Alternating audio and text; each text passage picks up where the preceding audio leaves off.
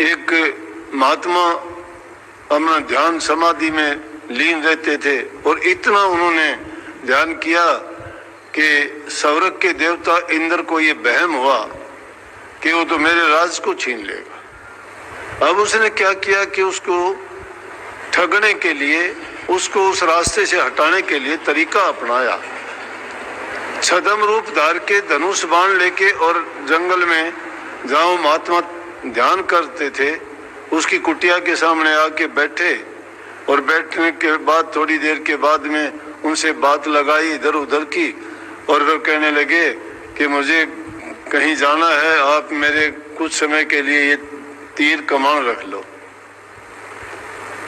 महात्मा कहने लगे, महात्मा था वो राजकाज छोड़ के महात्मा बना था।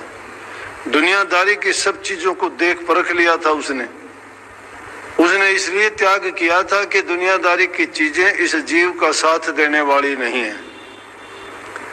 जो कुछ करना, जब इंसान को समझ आती है तो उसको इन चीजों का भेद समझ में आ जाता है कि इंसान को इस दुनिया में कौन सी चीज साथ देने वाली और किससे उसका जीवन सफल होना है।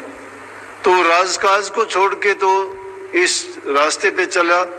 अब उसका क्या मतलब था, कहने लगे मेरा तीर कमान से इनसे क्या मतलब, मैं नहीं रखूंगा।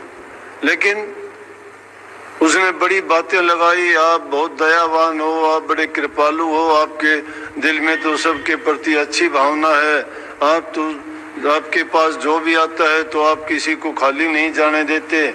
ऐसी ऐसी बातें करके और उनसे मीठी मीठी बात लगा के उनको मनवा लिया। वो मान गए, कहने लगे वहां सामने रख दो उस कोने में।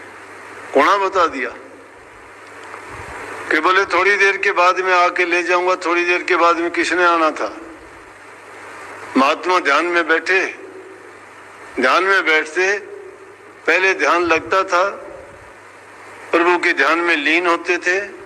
अब ध्यान उसमें क्या कि उसको तीर कमान लेने नहीं आया तो जब भी ध्यान करता वो धनुष, वो कमान उसको वो दिखाई देते। अब ध्यान जिस चीज का करना था उस चीज से ध्यान हटके उस जगह पे चले गए।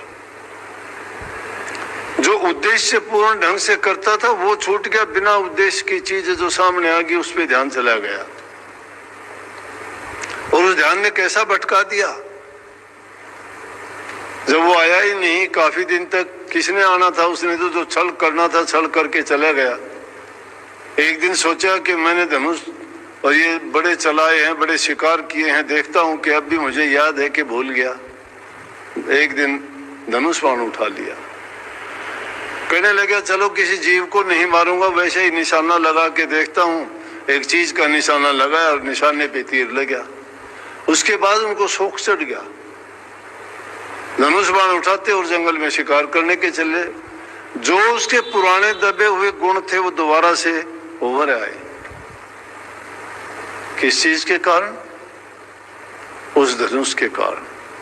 उसमें ध्यान गया, ध्यान भटक गया उसका। आम जीवन में भी हम कहते हैं ना कि मेरा ध्यान भटक गया था, जो बात आप बता रहे थे मैं सुन नहीं पाया, मेरा ध्यान और तरफ, किसी और तरफ था। ध्यान होता है मन की एकाग्रता।